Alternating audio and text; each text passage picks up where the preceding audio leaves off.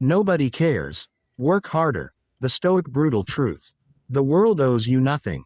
Let that sink in. Not your boss. Not your family. Not your friends. Not the universe. Nobody is sitting around waiting to hand you success, recognition, or a better life. Nobody is losing sleep over your struggles. Nobody is counting your sacrifices. Nobody cares. And the sooner you accept that brutal truth, the sooner your life begins to change. This is not pessimism. This is not bitterness. This is the ancient wisdom of Stoic philosophy, a timeless system of thought forged by warriors, emperors, and slaves alike.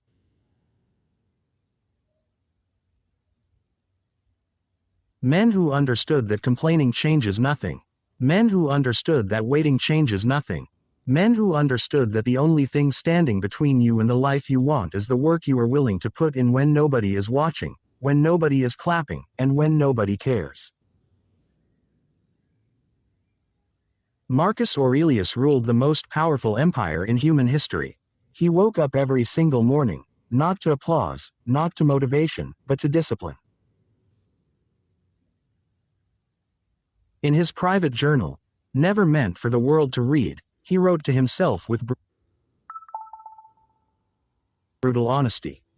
He reminded himself daily that the world does not stop for weakness.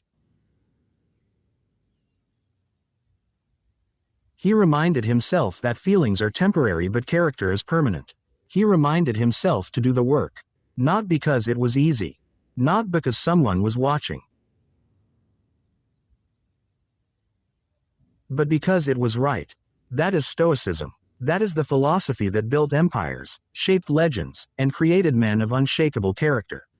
And today, it has a message for you. Nobody cares. Work harder. Why nobody cares, and why that is the greatest gift. Most people hear the words, nobody cares, and feel crushed. They feel invisible, unappreciated, small. But the Stoics heard something entirely different. They heard freedom. Think about it deeply. If nobody cares whether you succeed or fail, then you are completely free. Free from the weight of other people's opinions. Free from the exhausting performance of trying to impress others. Free from the invisible chains of seeking validation from people who are too busy dealing with their own lives to notice yours. Epictetus, one of the greatest Stoic philosophers who ever lived, was born a slave. He owned nothing. He controlled nothing. Not his body, not his freedom, not his circumstances. But he controlled one thing that no master could ever take from him. His mind, his response, his effort. He said this: make the best use of what is in your power, and take the rest as it happens.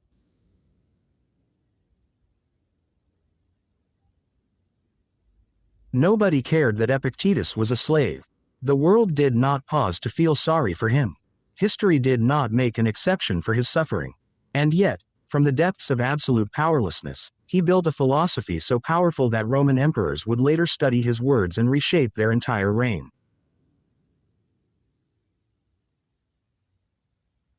He did not wait for someone to care. He worked, he thought, he mastered himself. That is the gift hidden inside the brutal truth. When you stop waiting for the world to care, you stop wasting your most precious resource, your time.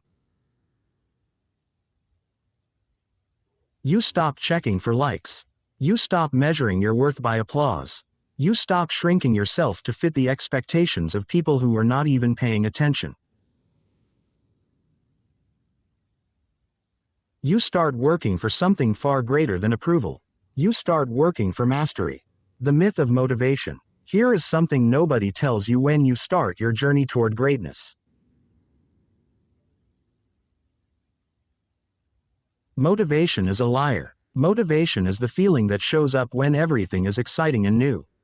It floods your body when you watch an inspiring video, when you set a bold new goal, when you imagine the version of yourself you want to become.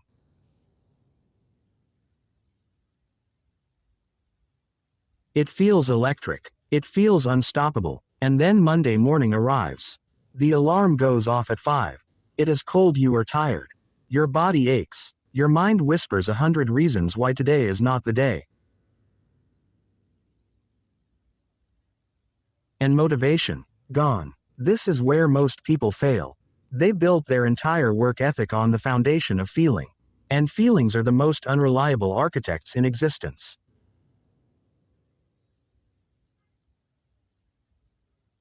The Stoics never trusted motivation. They trusted discipline. Marcus Aurelius wrote in his Meditations, "At dawn, when you have trouble getting out of bed, tell yourself, I have to go to work, as a human being. What do I have to complain about, if I'm going to do what I was born for?" He did not write that from a place of endless energy and enthusiasm.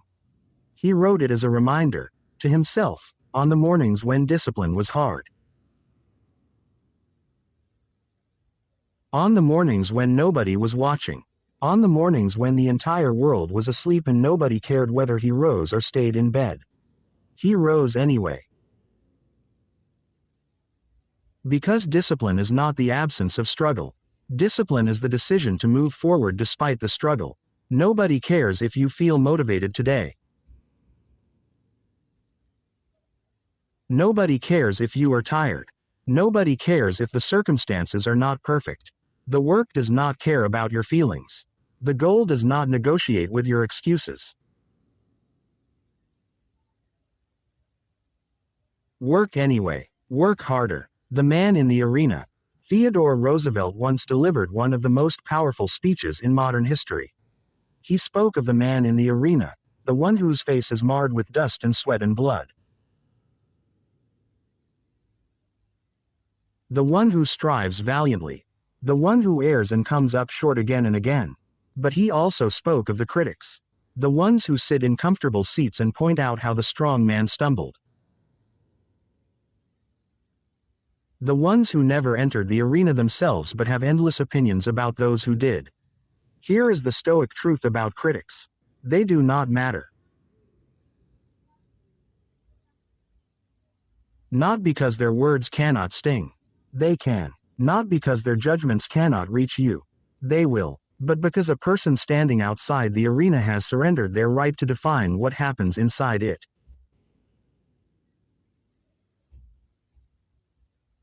The Stoics called this the dichotomy of control. There are things within your control, your effort, your attitude, your discipline, your response. And there are things outside your control, other people's opinions, their criticism, their indifference, their approval. Wisdom, according to the Stoics, is knowing the difference. And more importantly, having the courage to invest all of your energy into what you can control and releasing everything else completely. When you are building something great, people will not always cheer. Some will doubt, some will mock, some will say nothing at all, which can feel worse than criticism. The silence of indifference can make you question everything. But here is what the Stoics knew that most modern people forget. Silence is not failure. Indifference is not a verdict. The absence of applause does not mean the absence of progress. Keep working. Work harder. Amor fati. Love your struggle. The Stoics gave the world one of the most transformative ideas ever conceived.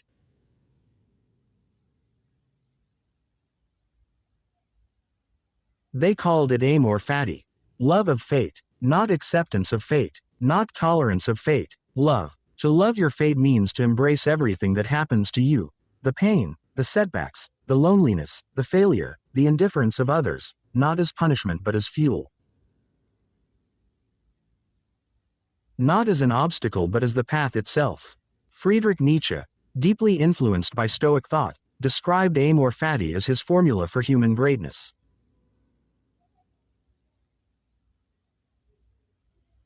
To want nothing, to be different.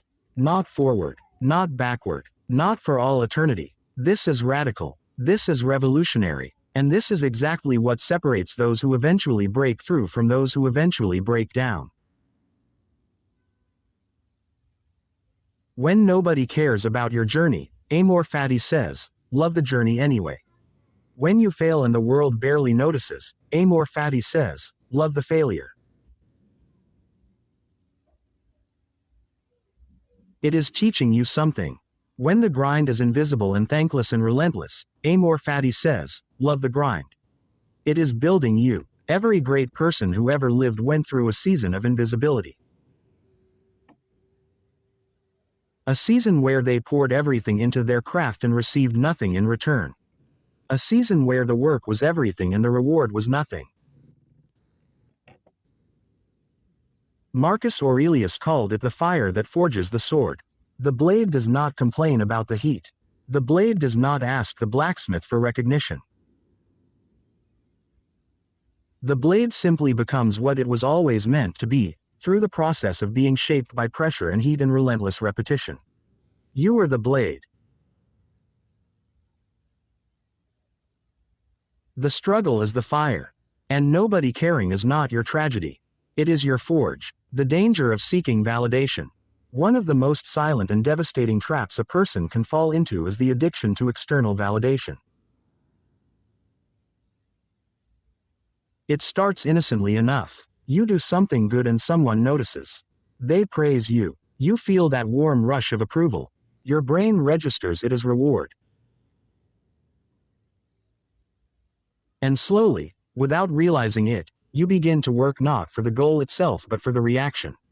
You begin to check. How many people saw this? Who acknowledged that? Did anyone notice what I sacrificed? And when the answer comes back, nobody, the motivation collapses. The effort shrinks. The dream quietly dims. This is what the Stoics called living according to other people's judgment rather than your own reason.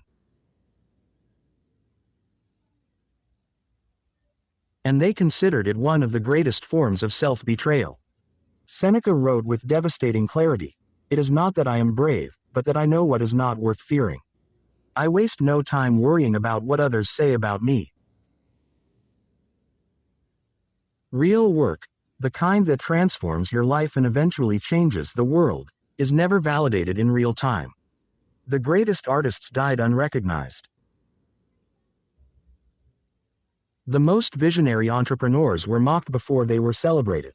The most disciplined athletes trained in empty gyms long before they stood on full stadiums.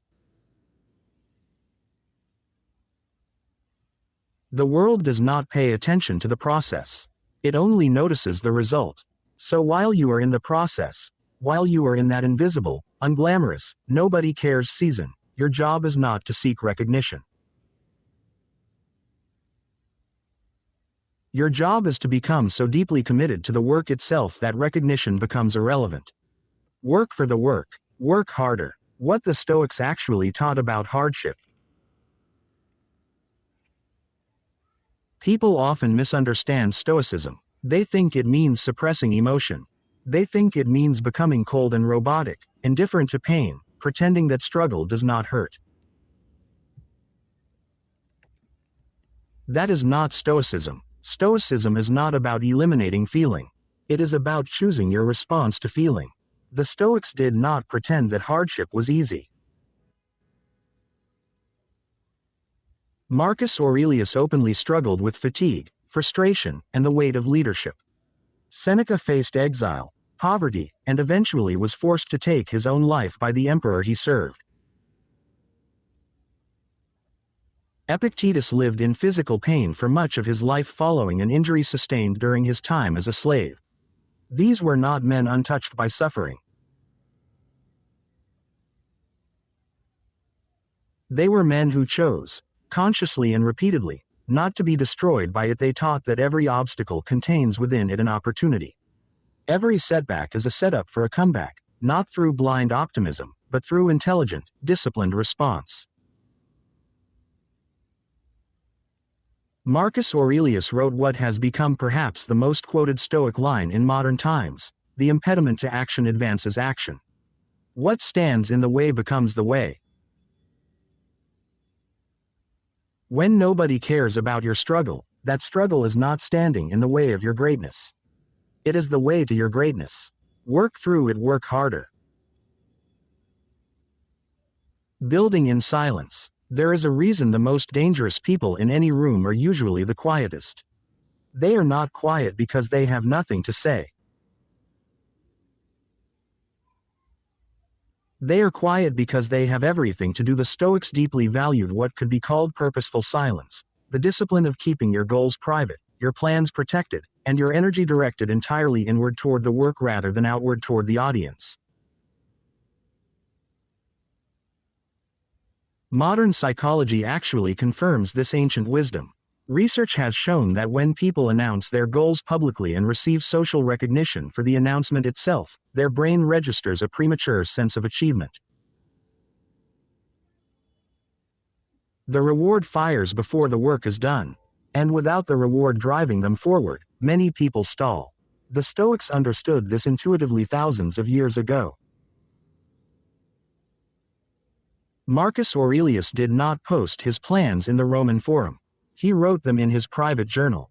He set his intentions in darkness and executed them in silence. He built his legacy not through proclamation but through sustained, disciplined, invisible effort. There is profound power in working when nobody is watching. In building when nobody is applauding. In rising when nobody notices. Because that invisibility is not a curse. It is a crucible. Every hour you work in the silence, you are compounding. Every day you stay disciplined when nobody cares, you are becoming. Every sacrifice you make in the dark is a deposit into an account that will eventually pay dividends the world cannot ignore. Build in silence. Work harder. The Stoic work ethic. What did the Stoics actually believe about work? They believed that work, real, purposeful, disciplined work, was one of the highest expressions of human virtue. Not work for money alone. Not work for fame. But work as a form of service. Work as a form of self-mastery. Work is the daily practice of becoming the person you were designed to be. Seneca wrote, "Luck is what happens when preparation meets opportunity." That single line dismantles every excuse ever made about talent, timing, and circumstance. Luck is not random. Luck is not something that happens to special people. Luck is the name the unprepared give to the results of those who prepared relentlessly, quietly, and with no guarantee of reward. The Stoic work ethic is built on several pillars. First, do not wait for perfect conditions. The Stoics knew that perfect conditions never arrive. There will always be a reason to delay. There will always be an obstacle, a distraction, a fear. The person who waits for everything to align perfectly will wait forever. Begin now. Work with what you have. Second, focus on what you can control. You cannot control the market. You cannot control the algorithm. You cannot control whether people notice your effort. You can control the quality of your work, the consistency of your effort, and the integrity of your process. Pour everything into what you can control. Third, embrace repetition without resentment. Greatness is not built in moments of inspiration. It is built in moments of repetition. The same drill, the same page, the same workout, the same practice, done again and again with full presence and full effort. Not because it feels exciting. Because it is necessary. Fourth, detach from outcomes. Work with complete investment but release attachment to specific results. This is perhaps the hardest Stoic practice and also the most liberating. When you are no longer enslaved to a particular outcome, you are free to simply do the work, fully, freely, and powerfully. Work with virtue. Work with purpose. Work harder. To the one who feels unseen. Maybe you are reading this right now at a point in your life where you feel completely invisible. Maybe you have been working hard for months or years, and nobody seems to notice. You are posting, creating, building, grinding. You are sacrificing sleep, comfort, and social time. You are doing everything right and the results are nowhere to be seen. And somewhere deep inside, a voice whispers, "Why bother? Nobody cares anyway." Hear this clearly. That voice is not wisdom.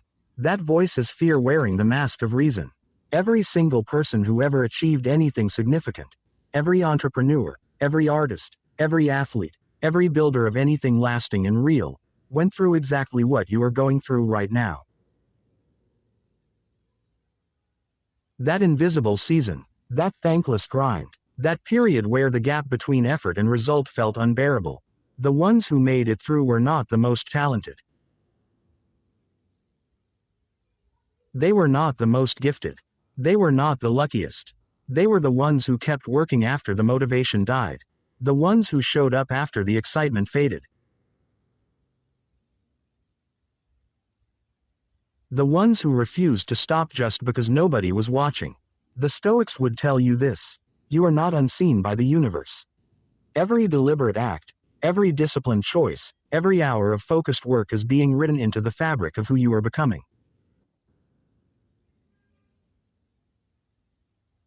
The world may not see it yet, but you are building something real. Keep going. Work harder. Your legacy is built today. Here is the final Stoic truth. You will not be remembered for how you felt. You will not be remembered for what you wished for. You will not be remembered for the days you rested and the excuses you made and the validation you chased.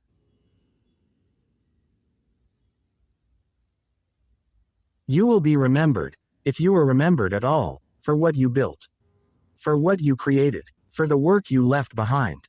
Marcus Aurelius did not know that his private journal would one day be read by millions of people across thousands of years. He was not writing for an audience. He was writing to hold himself accountable. He was writing to remind himself, day after day, to do the work regardless of how he felt. And because he did the work, the world still feels the weight of his character 20 centuries later. That is what discipline builds. That is what relentless effort creates. That is what happens when a person decides, truly decides, that nobody caring is not a reason to stop. It is a reason to go harder. Your legacy is not something you create at the end of your life. Your legacy is built in the moments no one sees. In the early mornings and late nights. In the choices you make when there is no audience and no applause and no reason to try except that you decided, today, that you are the kind of person who tries anyway. Nobody cares. Work harder. Build your legacy. If this message spoke to your soul, if it gave you the fire you needed today, make sure you subscribe to our YouTube channel. Every single week we bring you the raw, unfiltered wisdom of Stoic philosophy to help you build mental strength, discipline, and an unshakable mindset. Hit subscribe, turn on the notifications, and join a community of people who are done waiting for the world to care, and have decided to work harder instead. Your best chapter starts now.